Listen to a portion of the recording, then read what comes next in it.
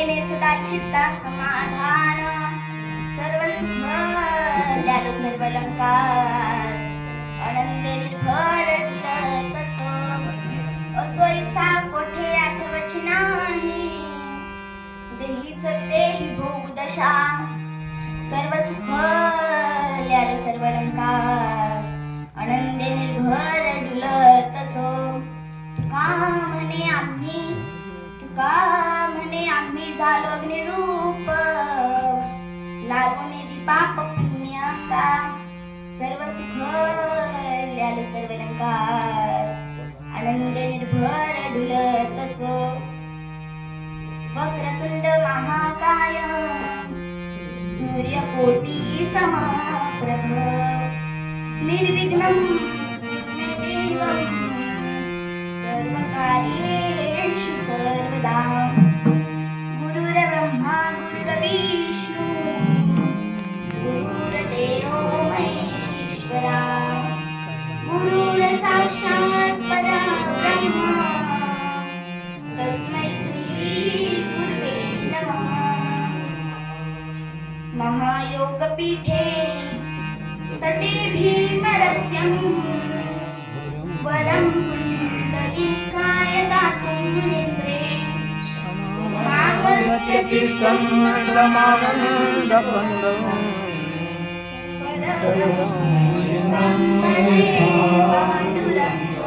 पाण्डुरङ्गाकरु प्रथमा नमः।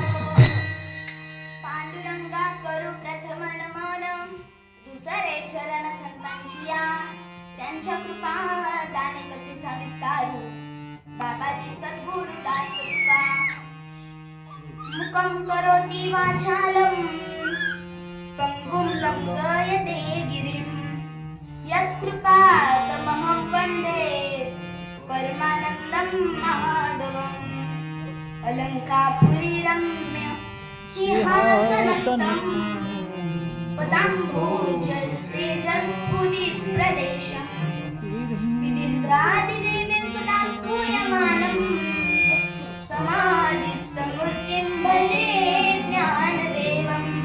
ॐ नमो ज्ञानेश्वराय।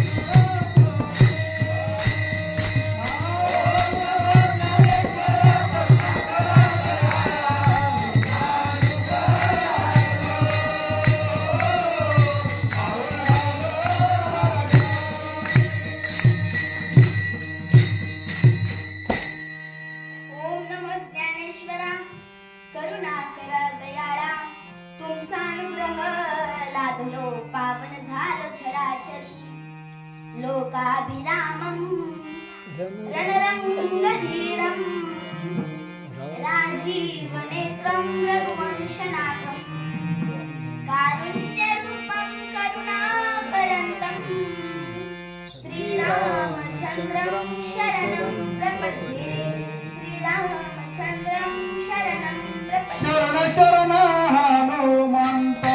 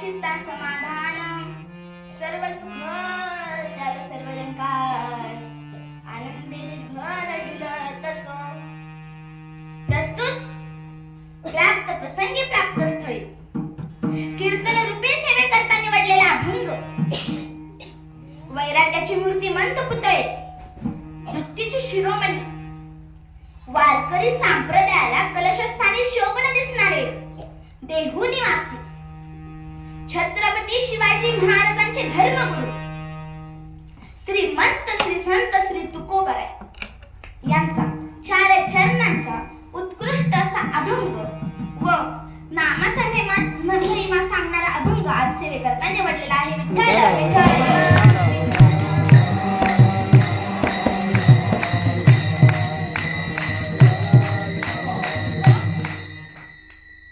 कीर्तनापूर्वी अर्पसाह परांजन तो म्हणजे असा मला आज कीर्तन रूपी सेवा देणारे आमचे गुरुवर्य राष्ट्रीय कीर्तनकार सौ सुनीताताई महाराज अंधळे असतील यांचेही मनापासून आभार मानते व माझी आज एकादशी निमित्त कीर्तन सेवा ठेवणारे भूषण दादा रामदास ठोसर असतील व संदेश दादा रामदास ठोसर असतील यांचेही आभार मानते.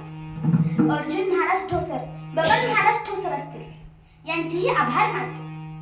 समस्त ग्रामस्थ ठोसर परिवारांचे आभार मानते व मला कीर्तनात साथ देणारे ज्यांची पखवादावर थाप पडताच अख्खा महाराष्ट्र कराडतो असे असणारे प्रभाकर महाराज नरवडे असतील यांचेही आभार मानते. पेटी वादक अर्जुन महाराज ठोसर असतील यांचेही आभार मानते. टाळकऱ्या माळकऱ्यांचे आभार मानते व कीर्तनाला सुरुवात करते.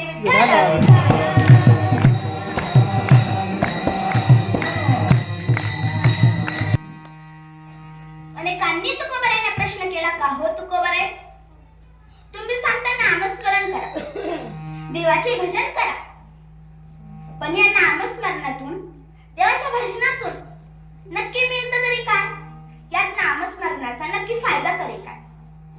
तेव्हा तुकोबराय सांगतात नामस्मरण का करावं व नामस्मरणाचा फायदा काय.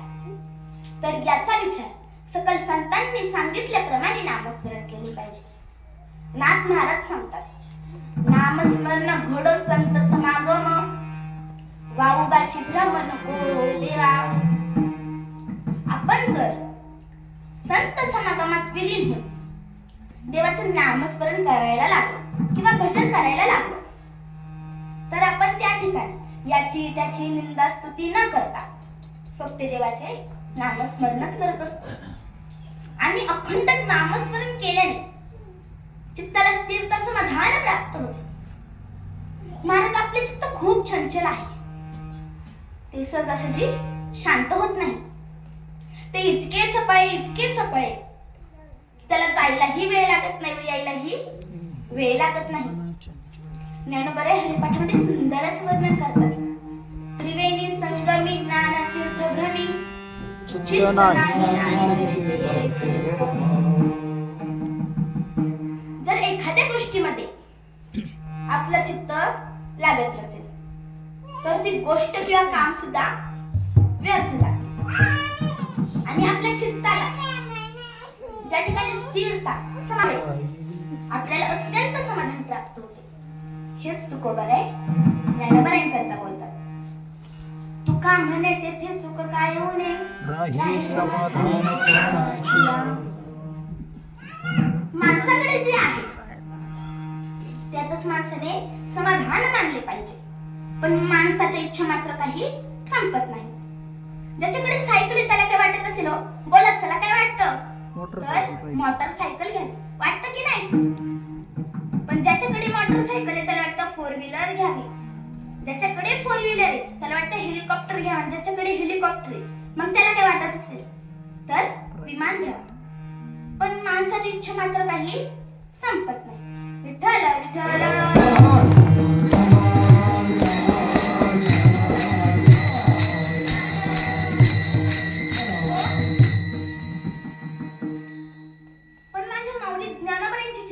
आहे का? त्यांना साक्षात एक वेळचं जेवण जरी करायचं म्हणलं तरी भिक्षा मागावी लागायची. तीही कधी कधी मिळत नव्हती. पण माझ्या माऊली ज्ञानोबरायांनी स्वतःचा विचार न करता जगासाठी प्रतिज्ञा केली. अवघाची संसार सुखाचा करीन आनंदे भरीन तिन्ही लोके. आपली इच्छा काही संपत नाही आणि चित्त एका जागेवर राहत नाही. मग तुकोबराय ज्ञानोबरायांकरता बोलतात.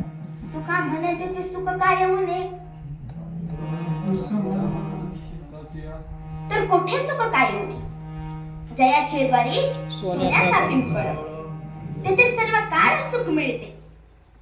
माऊलींनी जाती पाती भेद भाव न मानता सर्वांना एकत्रित करून वैष्णव संप्रदाय निर्माण केला. आता जे वारकरी नाही त्यांच्या मनात प्रश्न पडला असेल वैष्णव संप्रदाय म्हणजे नक्की काय? तर वैष्णव संप्रदाय म्हणजे आपला वारकरी संप्रदाय. या आधी आदिनाथ गुरुनाथ संप्रदाय होता. पण माऊलींनी तो तिथेच थांबवला व वैष्णव संप्रदाय निर्माण केला. न पाहियाती कुळाचा विचार भक्त करुणा करा ज्ञानाबाई. मग माझी माऊली ज्ञानोबराय नक्की आहेत तरी कसं? भक्त करुणा करा ज्ञानाबाई. एखादी आई ज्याप्रमाणे आपल्या मुलाबाळांना जीव लावते लाड लावते त्याप्रमाणे माझी माऊली ज्ञानोबराय आहेत. मायाळू आहेत. ज्यांच्या घरी भक्ती मुक्ती पाणी भरत होते ते माऊली किती मोठे असतील हो. हरिपाठामध्ये सुंदर असं वर्णन केलेलं आहे. नारायण हरी भक्ती त्यांच्या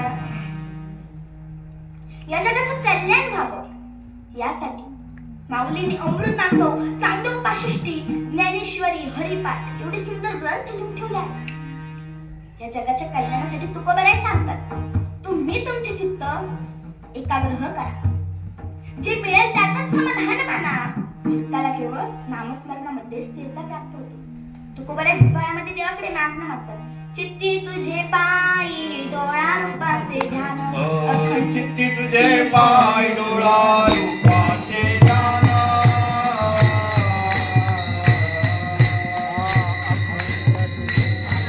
तुझे पाय डोळा रूपाचे ध्यान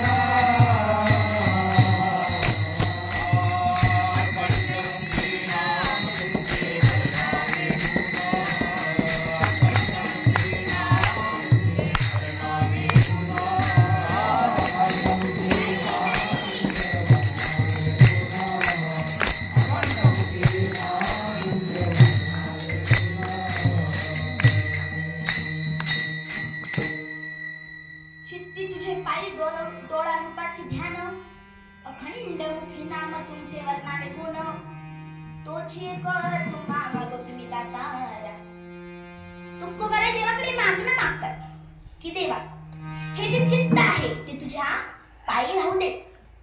हे जे डोळे आहेत त्यांनी सर्व काळ तुझ्या रूपाचं वर्णन करावं एवढंच मागणं आहे देवा. कारण तुझे रूप व तुझे नाम हे खूप गोड आहे. गोड तुझे रूप गोड तुझे गोड तुझे रूप गोड तुझे नाम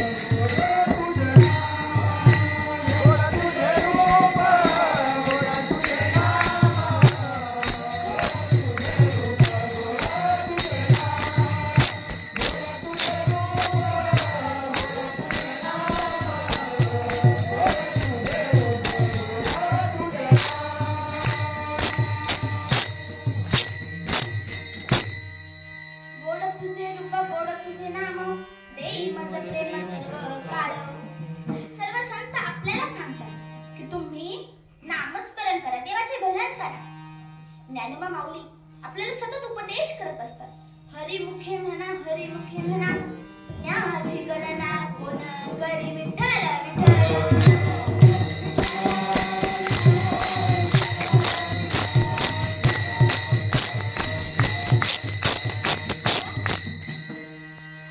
पण देवाचं नामस्मरण हे तोंडाला यायला सुद्धा पूर्वजन्माची पुण्याई लागते. ते सहजासहजी मुखाला येत नाही. पूर्व पुण्य ज्याची असेल पुण्याई तोच मुखी काही हरीचे नाम. ज्याची पूर्व जन्माची पुण्याई असते त्याच्याच मुखाला देवाचं नामस्मरण आहे. ते नामस्मरण आपण आनंदाने श्रद्धेने घेतलं पाहिजे. हा जो देह आहे तो आपल्याला नामस्मरण करण्याकरिता मिळालेला आहे. पण आपण नामस्मरण न करता तो देह वेगळ्याच कार्याला वापरतो. मराठी भाषेत एक म्हण आहे पा, टाकाला जाऊन गाडगे लपवणे का भांड तर भांडे लपवणे. म्हणजे ज्याच्यासाठी आले ते न करता वेगळंच काहीतरी करायचं. तो या झाला फाटा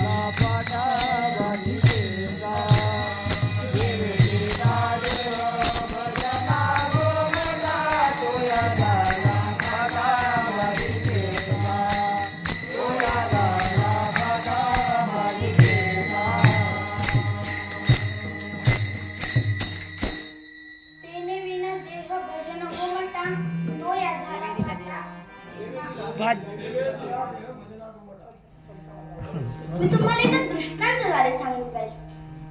एक मेंढपाळ होता. तो दररोज रानात मेंढ्या घेऊन जायचा. असा त्याचा दिनक्रम ठरला होता. एके दिवशी रानातून घरी येताना त्याला एक हिरा सापडतो आता हिरा म्हणजे काय हो? सांगा लवकर काय? तर पृथ्वीचा मोल. हिरा म्हणजे पृथ्वीचा मोल असतो. पण त्याने तो हिरा मनी समजून आपल्या लाडक्या मेंढीच्या गळ्यात बांधला. वास्तविक पाहता तो हिरा अनमोल किमतीचा हिरा होता, पण त्याने त्याची किंमत मातीमोल केली. दृष्टांत कळाला असेल तर सिद्धांत पण हा नक्कीच कळेल. मनुष्याला नरदेह मिळाला हा एक अनमोल किमतीचा हिरा आहे. कारण कितीही पैसे दिले तरी हे शरीर आपल्याला पुन्हा मिळणार नाही. तुकोबाराय सांगतात, मेरुतुल्य पृथ्वी दिदला सुवर्ण न मिळे क्षण नरदेहा. त्या न्यायाने हा नरदेह फार किमतीचा आहे. पण धनगराला प्राप्त झालेल्या हिऱ्यासारखा हा अनमोल किमतीचा देवरूपी हिरा आपण मातीमोल करतो. म्हणजे ज्याच्यासाठी तो मिळालेला आहे त्याच्यासाठी वापर न करता तो देह नरदेह दुर्लभ दाना, नरदेह दुर्लभ दाना.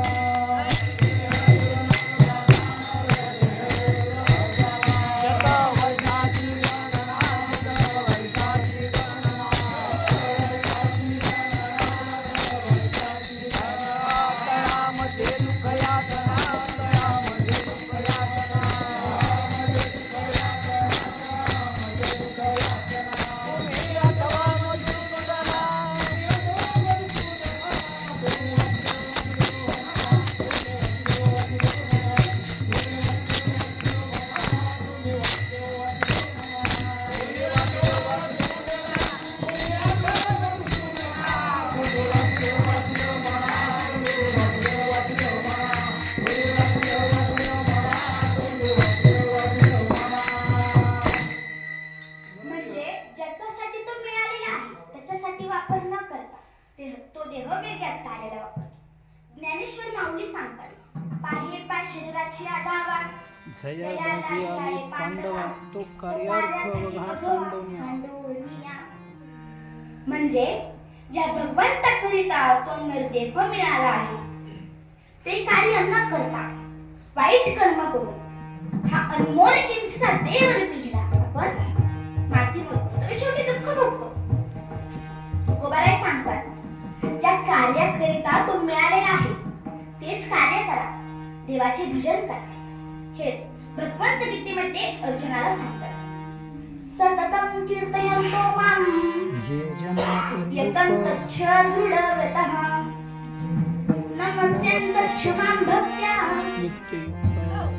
नित्ययुक्ता उपासते. सतत नामस्मरण केल्याने मन चित्त समाधानी राहते. जगामध्ये अस्थिर झालेल्या चित्ताला स्थिरता प्राप्त करण्यासाठी तुकोबाराय काय सांगतात? अभंगाचे प्रथम चरण. सदा नाम घोष करू हरी कथा.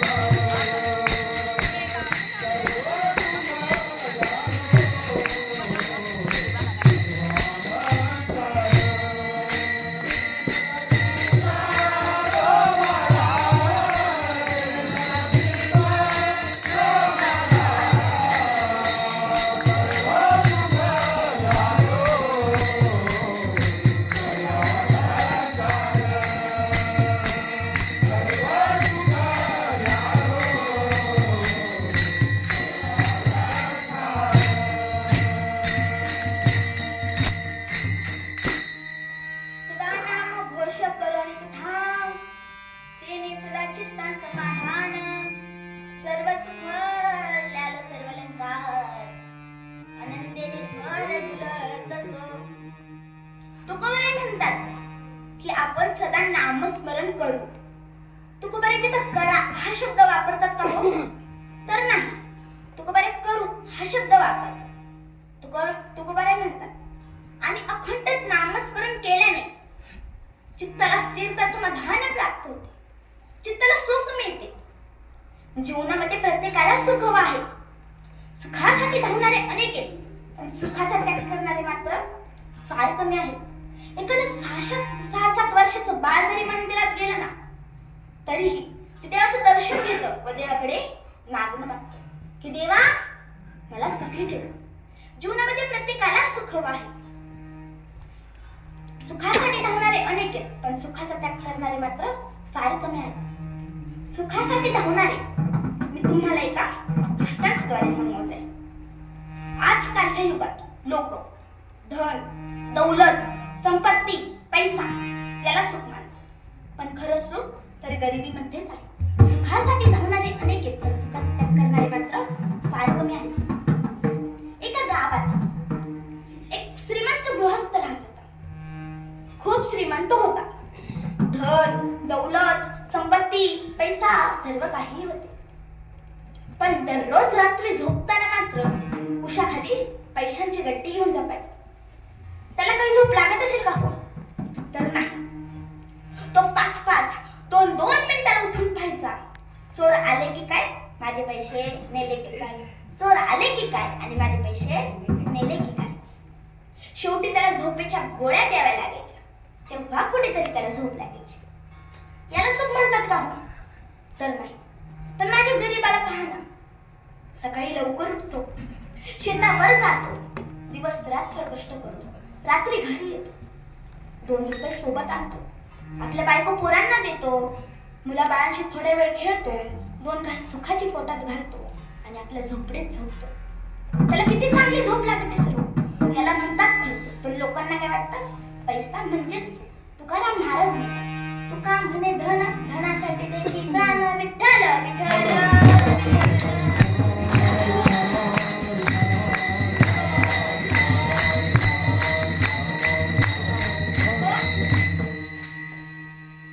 एका गावात एक श्रीमंत पाटील राहत होता. खूप श्रीमंत होता पण आहे ना कंजूस होता. खूप कंजूस होता बरं का. खूप कंजूस होता. कधीच कोणालाही दान धर्म केलेले नव्हते.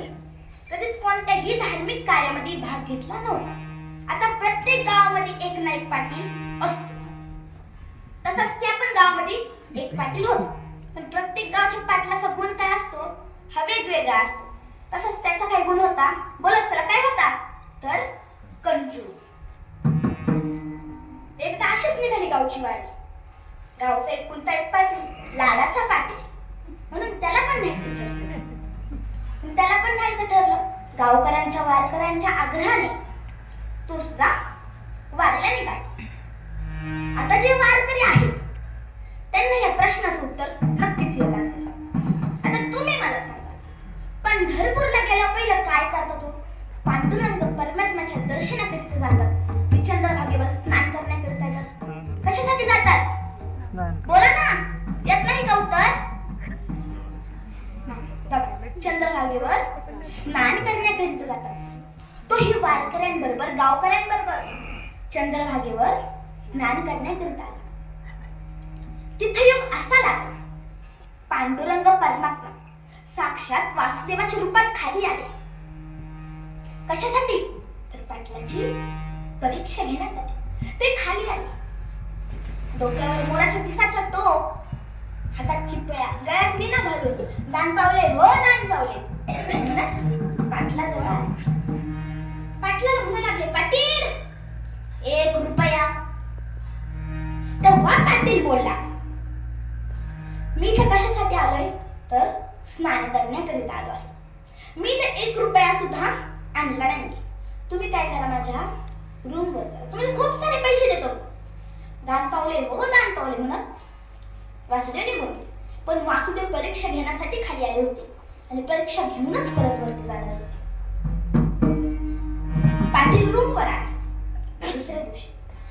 जाण्यासाठी आवडतच होता. तेव्हा सुद्धा योग असाच झाला. दरवाजा वाजला. पाटील उठले आणि दरवाजा उघडला. पुढे पाहतो तर काय, वासुदेव तो खूपच घाबरला. तो बोलला, वासुदेव बोलले, दान पावले हो दान पावले पाटील, 1 रुपया. तेव्हा पाटील बोलला, मी माझ्या बायको पोरांसाठी थोडी कपडे वगैरे घेतली आहेत. मला घरी जाण्यासाठी शिल्लक पैसे राहिले. कोणाकडून तरी उसने घ्यावे लागतात. काय एक चॉकलेट सुद्धा नव्हती नेली घरी. पण गुण कसा होता, कंजूस. पाटील घरी आला, स्वतःच्या गावी आला. 1 दिवस झाले पाटील घराच्या बाहेर निघाला नाही. 2 दिवस झाले पाटील घराच्या बाहेर निघाला नाही. असे 15 दिवस झाले पाटील घराच्या बाहेर निघाले नाही. शेवटी पाटलाने बुद्धी चालवली व विचार केला की तो वासुदेव 1 रुपयासाठी थोडी ना माझा पिछा करत येणार आहे, थोडी ना माझ्या घरापर्यंत दारापर्यंत येणार आहे. चला असंच गावात फेरफटका मारायला जाऊ. तो निघाला असंच गावात फेरफटका मारायला. तो असं बराच लांब गेला. इकडे भगवान तुर्की वासुदेव त्याला दिसले. इथे तिथे विचारत होते की पाटील कुठे राहतात हो, पाटील कुठे राहतात. आता काही काहींच्या गावातली पाटील पॅन्ट शर्ट घालतात, पण तो काय घालत होता, धोतर. त्याने जसा धोतर धरला तसं जाऊन घर गाठलं. बायकोला सगळं सांगितलंच होतं. तो बोलला, आता मला सांग मी काय करू. 1 रुपया चाललाय माझं दूर, अरे बोल ना तू काय करू मी. तेव्हा ती बोलली, एक उपाय सांगते, पण तुम्ही म्हणायच्या ऐवजी तुम्ही मला म्हणा. आता एक गोष्ट सांगू का, बायकांचं डोकं पैसे बचत करण्यासाठी जरा जास्तच चालतं. स्वयंपाकामध्ये चालत नाही, मीठ कमी होती, मिरची कमी होती, पण पैसे बचत करण्यासाठी जरा जास्त चालतं. बरोबर आहे का महिला मंडळ, बरोबर आहे ना. तसंच तुमच्यासारखंच डोकं तिचं सुद्धा चालतं. ती बोलली, तुम्ही मरायचं नाटक करा, मी रडायचं नाटक करा. एकपट पेटीचा स्वर लागणार नाही, पण बायकांचा स्वर मात्र नक्कीच. सगळे तयार झाले, ती रडू लागली. चांगला होता ग गेला सोडून, या खोलता एक होता ग गेला सोडून. इथे तिथे विचार, माझे भगवंत रूपी वासुदेव पाटलाच्या दारात उभा. पाटलीबाईला आवाज देऊ लागले, पाटलीबाई येऊ का आतमध्ये.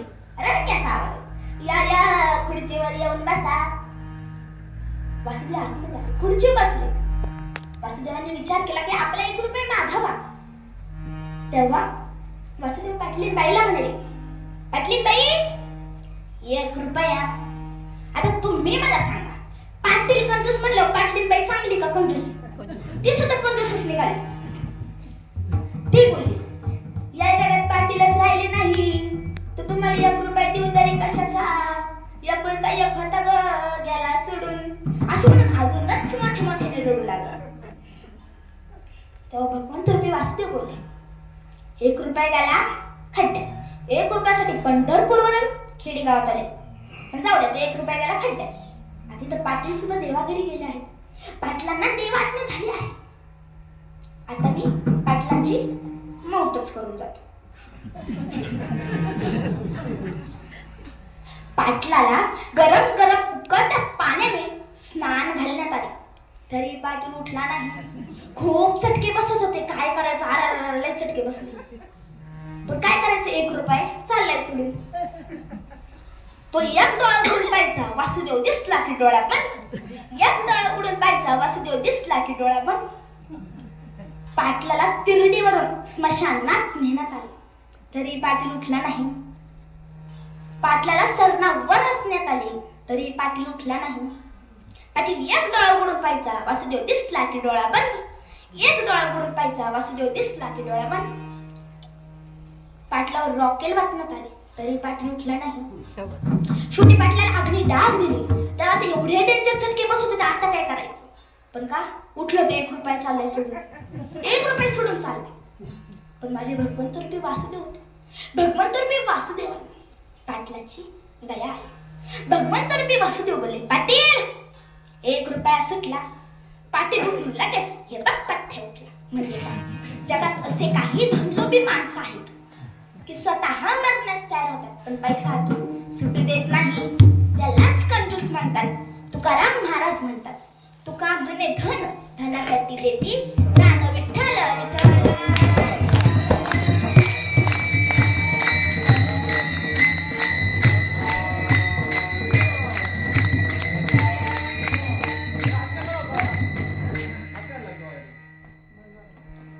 जगात असे काही धनलोभी माणसं स्वतः तयार होतात पण पैसा हातून सोडू देत नाही, त्यालाच कंजूस म्हणतात.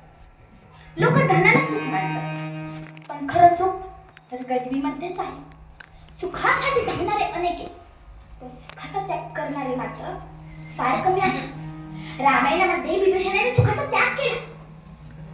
भावाकडे एवढी धन दौलत संपत्ती पैसा सर्व काही होते पण त्याने त्याचा त्याग केला व रामाच्या संगतीत राहू लागला. आणि राजा हरिश्चंद्राने स्वप्नात राज्य दान. आजकाल जर आपल्याला कोणी 10 रुपये जरी मागितले तरी आपण त्याला व्याजासहित घेतल्याशिवाय परत घेत नाही. पण आधीच्या काळात शब्दाला खूप महत्व होतं. एकदा शब्द दिला की तो पूर्णच करायचा.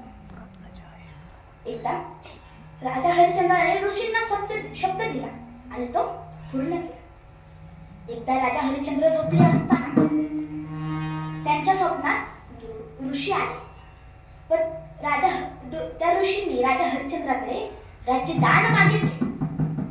ते राज्य दान राजा हरिश्चंद्राने त्या ऋषींना दान केले. सकाळी उठल्यावर राजा हरिश्चंद्र तारामती राणींना म्हणाले, अगं मी राज्य दान केले. तारामती राणी विचारात पडल्या व आपल्या पतीला पुन्हा विचारू लागल्या, राजा आपण कधी राज्यदान केले? तेव्हा राजा हरिश्चंद्र म्हणाले की रात्री माझ्या स्वप्नात दुर्वास ऋषी आले होते तर त्यांनी माझ्याकडून राज्यदान मागितले. विश्वामित्र ऋषी आले होते तर त्यांनी माझ्याकडून राज्यदान मागितले. ते राज्यदान त्यांना दान केले. म्हणजे तो राजा मनाने किती दानशील असेल हो. पण काही लोक स्वतःच्या सुखासाठी दुसऱ्याला दुखात पाडतात. एकदा एक गृहस्थ होता. त्याला बिडी ओढण्याचे खूप म्हणजे खूप व्यसन होते. एकदा त्याने अशी तोंडात धरली बिडी आणि लाईटर नसतं त्याने आग लावू लागला. पण ती आग बिडीला न लागतं त्या दाढेलाच लागली. तो रडू लागला, वाचवा वाचवा वाचवा म्हणून अजूनच मोठे तिकडून एक गृहस्थ पळत पळतच आला. याला जेवढी बिडी ओढण्याची सवय होती का त्याच्या दुपटीने त्याला होती.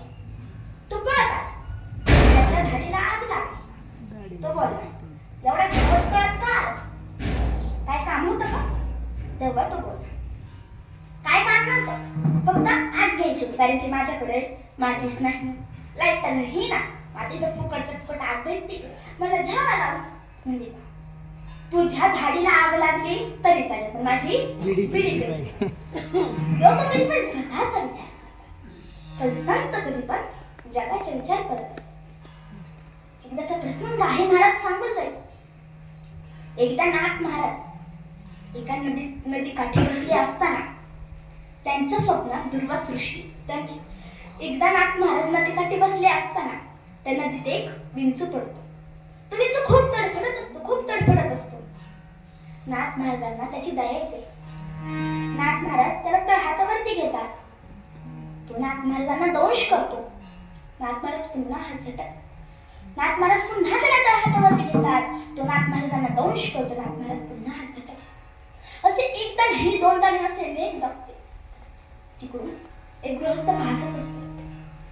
तो गृहस्थ नाथ महाराजांना म्हणतो, नाथ महाराज तो तुम्हाला एवढा दंश करत आहे तर तुम्ही त्याला तळहातावर सतत का घेताय? त्या सोडून. तेव्हा काय गोड संस्कार दिला हो माझ्या नाथ महाराजांनी. तुला जर वाईट गुणधर्म सोडत नाही म्हणून मी माझा चांगला गुणधर्म तरी का सोडू? संत कधी पण जगाचा विचार करतात. जगाच्या कल्याणात संतांच्या विनंती देव कष्टविधी करो कारे. जगाच्या सुखासाठी तळमळ करत असताना तुकोबारायांनी सुखाचा त्याग केला. पण तुकोबारायांनी संसारिक सुखाचा त्याग केला व पारमार्थिक सुखाचा आनंद घेतला. तुकोबारायांकडे काय कमी होते हो? धन दौलत संपत्ती पैसा घर दार सर्व होतं. पण तुकोबारायांना कळत होतं की या जीवनामध्ये देवाच्या नामस्मरणाशिवाय देवाच्या भजनाशिवाय काहीच महत्वाचं नाही.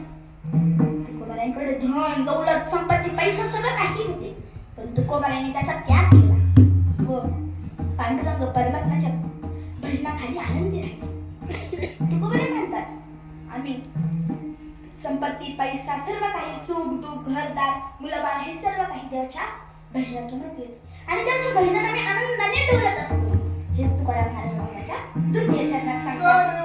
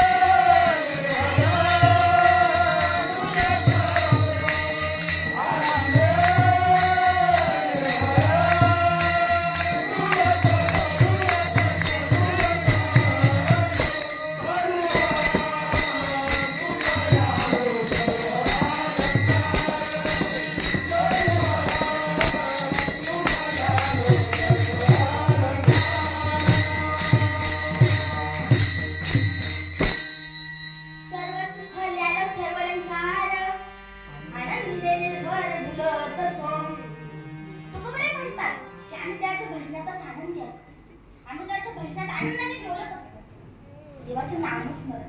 देवाचं नाव हे अमृताहुनी गोड आहे. अमृताहुनी गोड नाम तुझे देवाचं नामस्मरण हे अमृताहुनी गोड आहे. त्यातच मी सुख घेतले आणि आता आनंदाने डोलत आहे. आनंदी राहण्याचे दोन प्रकार असतात महाराज. एक म्हणजे संत नामस्मरणामध्ये आनंदी राहतात व दुसरे म्हणजे वेडे परमार्थात आनंदी राहतात. आता नामस्मरणामध्ये संत का आनंदी राहत असतील तर कारण त्यांना कळलेलं असतं या जीवनामध्ये खरं सुख कशामध्ये आहे.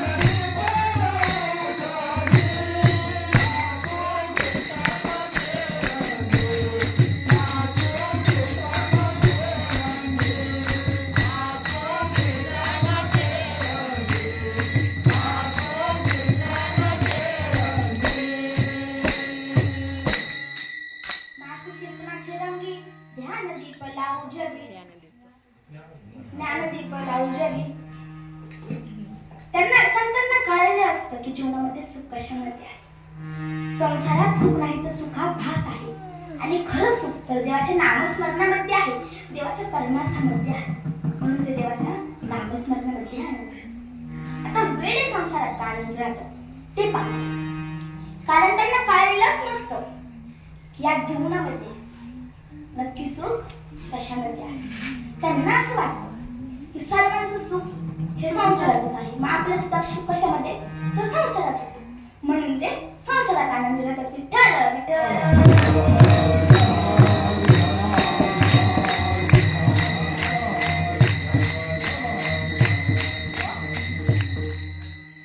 आता निर्भरतेचे दोन प्रकार असतात. एक म्हणजे संतांची निर्भरता, तर दुसरी म्हणजे दारुड्याची निर्भरता. आता आपण संतांची निर्भरता पाहूया. ज्यावेळी हनुमंतरायाची निर्भरता रावणाची लंका जाळायची होती, त्यावेळी हनुमंतराय रामप्रभूंचं नाव घेत आकाश मार्गाने प्रवास करत होते. मागे पुढे उभा राहे सांभाळत लंकेमध्ये गेले. जर लंकेची भीती वाटली असती तर लंका कशी जाळली असती हो? पण हनुमंतरायांवर रामप्रभूंचा आशीर्वाद होता, म्हणून ते निर्भरपणे ती लंका जाळून वापस आले. ही झाली संतांची निर्भरता. आता दारुड्याची निर्भरता पाहूया. दारुडा रस्त्याने जात असताना कोण लढायला मारतो? आपल्या कोणी नादी लागत नाही. एक त्याचा प्रसंग होता. एक दारुडा होता, खूप पिलेला होता, भानसूत काही नव्हतं. लंगळात मंगळात चाललेला रस्त्याने एवढा मोठा दगड भेटला.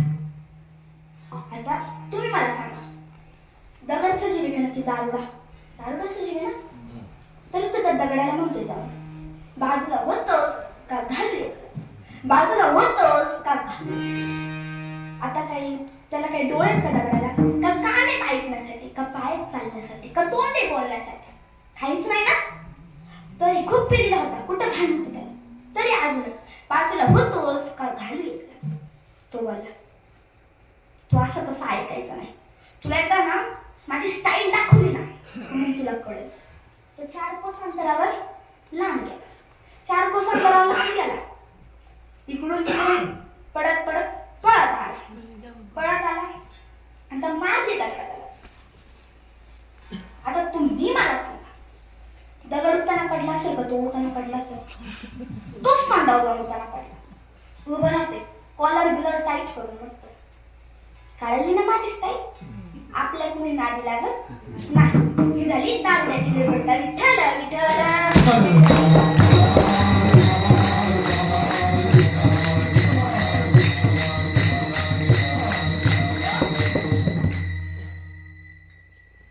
बोलण्याचे 2 प्रकार असतात. एक म्हणजे संत नामस्मरणामध्ये डोलतात व दारुडे दारू पिल्यानंतर डोलतात. पण तुकोबारे म्हणतात,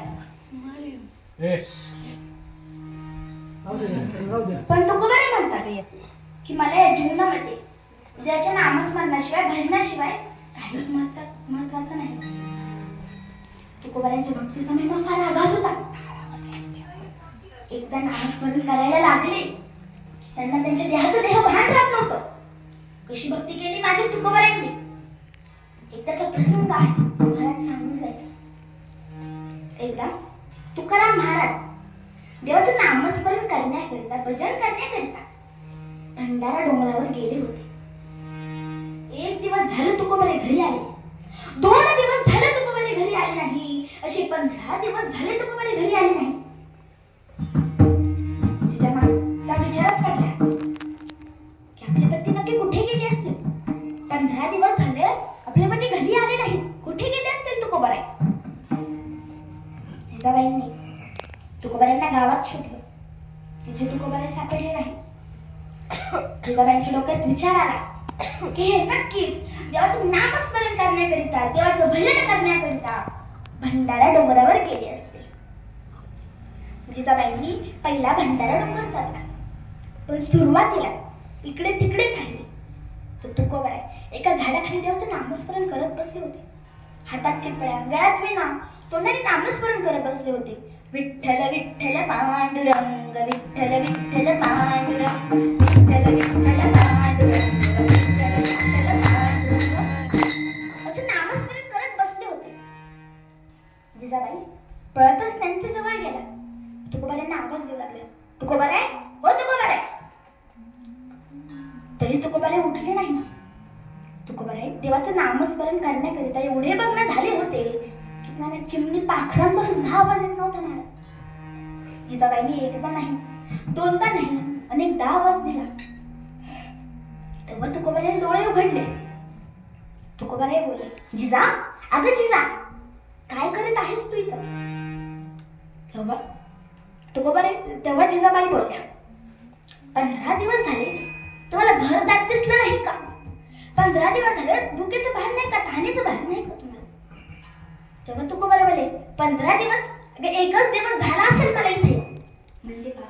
तुकोबारायांनी दिवसाचं भान राहत नव्हतं, घराचं भान राहत नव्हतं, देहाचं भान राहत नव्हतं, भुकेचं भान राहत नव्हतं. तुकोबाराय म्हणतात, आम्ही काय खातो, काय पितो, कुठे राहतो, काय करतो, याचा आम्हाला देहभान नसतं. हेच तुकोबाराय अभंगाच्या तृतीय चरणात सांगतात. असो ऐसा कोठे आठवते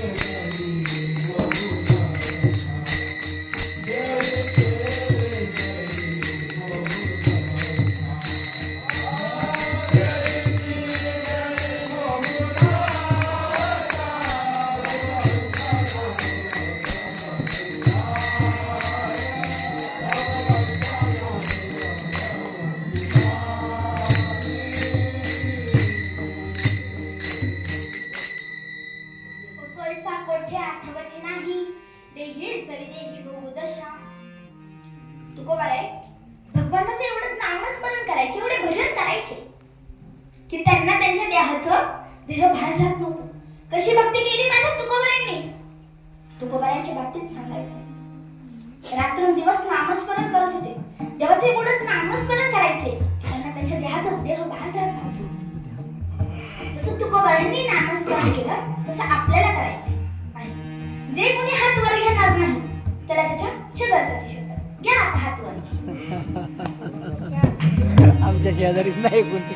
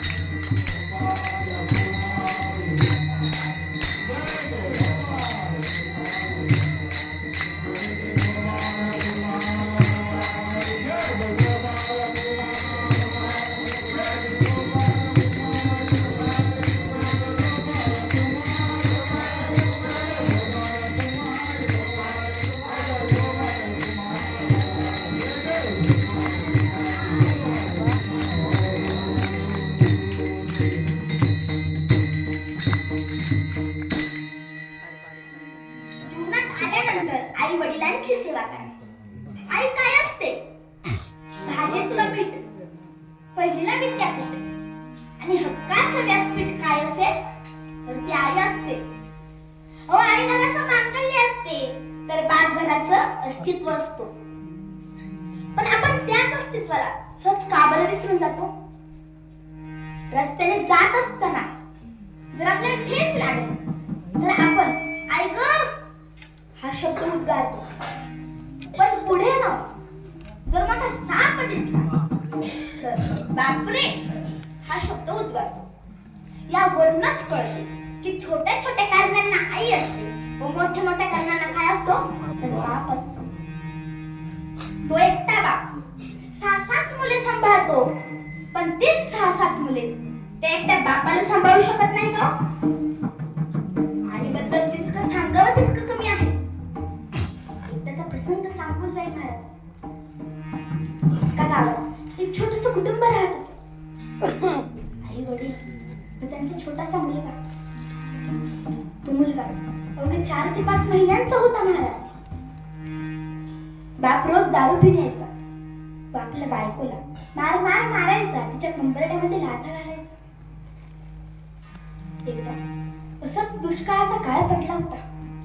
दुष्काळाच्या काळामध्ये त्या आईचा पाळणा आटला होता महाराज.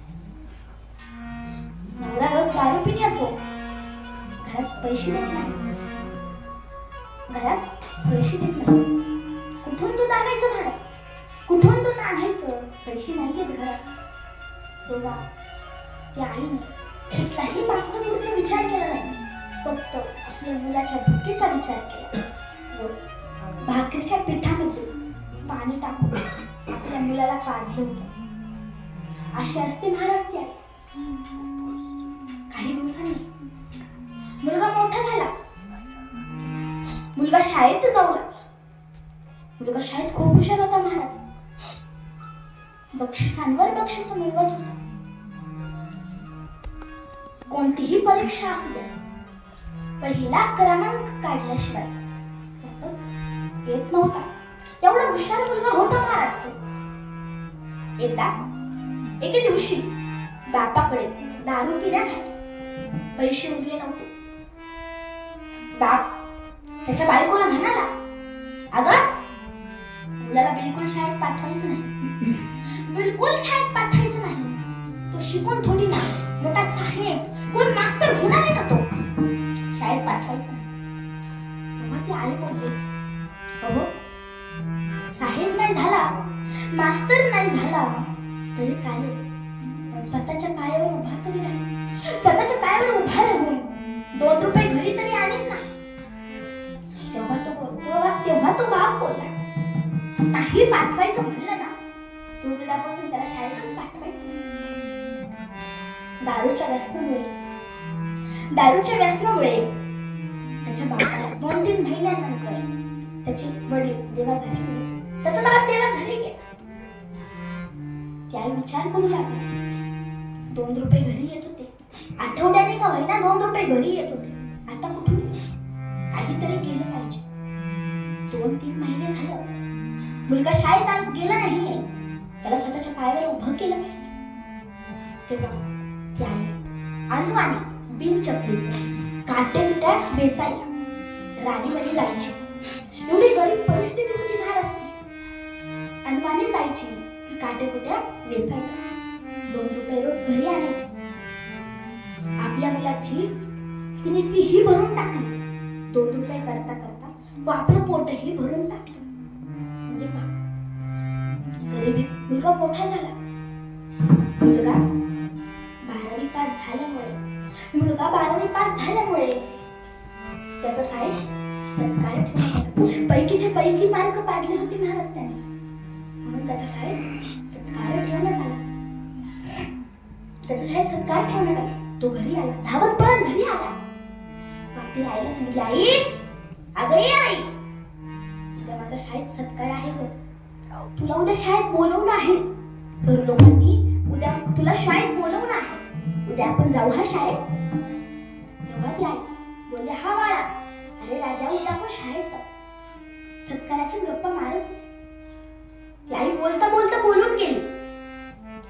राजा, हे राजा, सांग ना रे कधी येईल तुझी राणी? सांग ना रे राजा कधी येईल तुझी राणी? तेव्हा तो बोलला, आई थांब जरा, मला स्वतःच्या पायावर उभं राहू दे पहिलं. स्वतःच्या पायावर उभं राहिल्यावर मी तुला बंगला बांधणार, मी तुला गाडी घेऊन देणार, तुझे स्वप्न पूर्ण करणार. मग तुझी लाडाची सून मी घरात आणलेला आहे. असं गप्पा मारत बसली होती. तसा दुसरा दिवस उजडला. मायलेको शाळेत गेली. मुलाचा सत्कार झाला. त्या आईच्या डोळ्यात टचकन असं पाणी आलं. त्या आईच्या डोळ्यात पाणी आलं. सत्कार करायची सर्वांनी भाषण वगैरे केले. शेवटला त्या मुलाला म्हणायला लागलं, बाळा तुला वडील नाहीत नाही तर तू आईबद्दल 2 शब्द तरी बोलशील काय? तेव्हा तो बोलला, आईबद्दल बोलावं तितकं कमी आहे. काय बोलू मी माझ्या आईबद्दल? आईबद्दल काही बोलणार तर नाही, पण आईबद्दल एक कविता तर नक्कीच सादर करेल मी. तेव्हा तो बोलू लागला, हंबरून वासर आले चाटते जवागाय, तवा मले तिच्या मंदी दिसते माझी माय, हो दिसते माझी माय. हंबरून हंबरून हंबरून वासर आले चाटते जवागाय,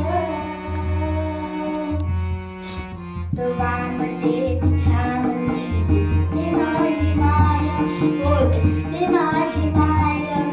आया बाया सांगत होत्या होतो जवाताना, दुष्काळात कायच्या कहा अट्टला होता पहा.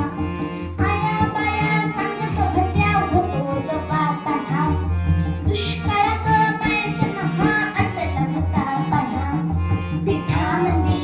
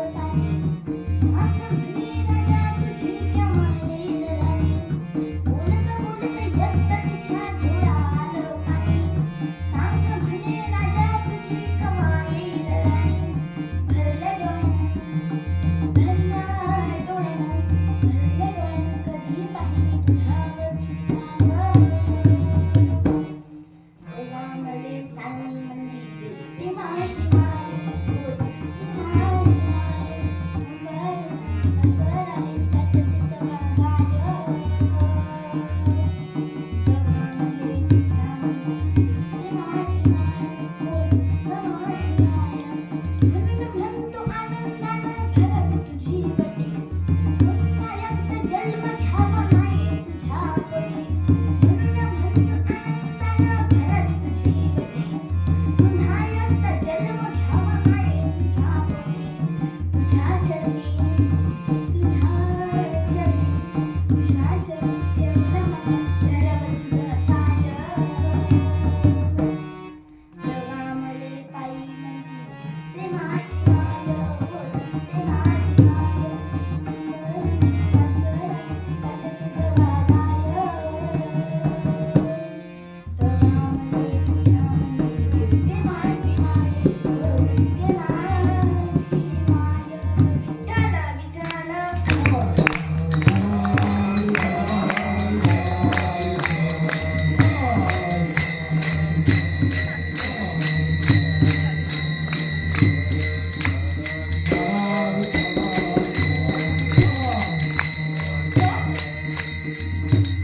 अहो माणसं म्हणतात की 16 वर्ष धोक्याचे, पण 16 वर्ष धोक्याचं नाही तर मोक्याचे. माझ्या माऊली ज्ञानोबरांनी 16व्या वर्षी ज्ञानेश्वरी सांगितले.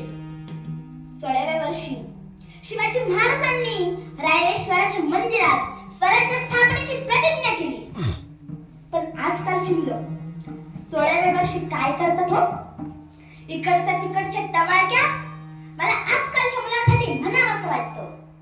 हे खुदा हम तेरे दरबार में फरियाद करते हैं, हे खुदा हम तेरे दरबार में फरियाद करते हैं, मत करे शिपेजा जो देश धर्मों को बर्बाद करते हैं, जो देश धर्मों को बर्बाद करते हैं.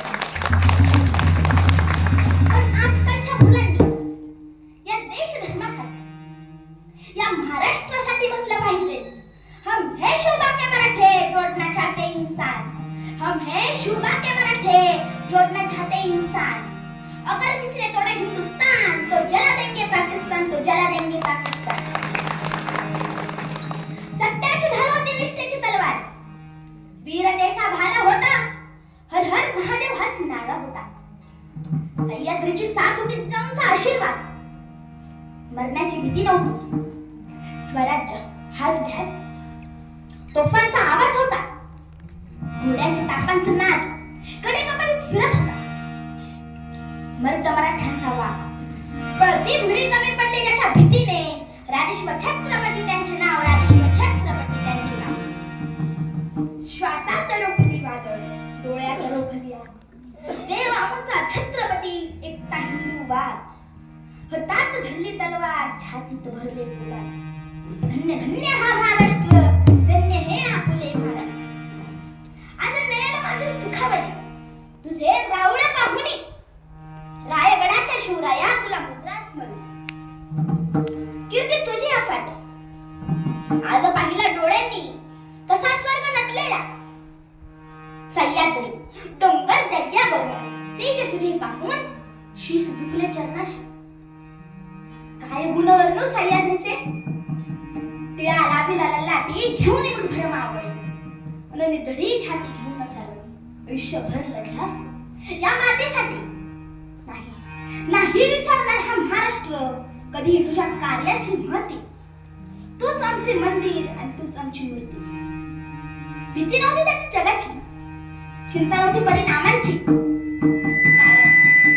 कारण त्यांना साथ होती मावळ्यांची आणि शिकवण होती आई जिजाऊंची. त्यांची जात होती मर्द मराठ्यांची, अशी हिमती भगव्या जिंकायची. शिवाजी या नावाला कधी उलट वाचून पाहिलं आहे का? जी वा शी असा शब्द तयार होतो. आयुष्यभर केव्हा शिकायला तो शिवाजी. अरे गर्व नाही तर अभिमान, अभिमान आहे मला मराठी असल्याचा. चला सर्वजण एकदा मिळून घोषणा देऊया, जय शिवाजी, जय भवानी, जय शिवाजी, जय भवानी.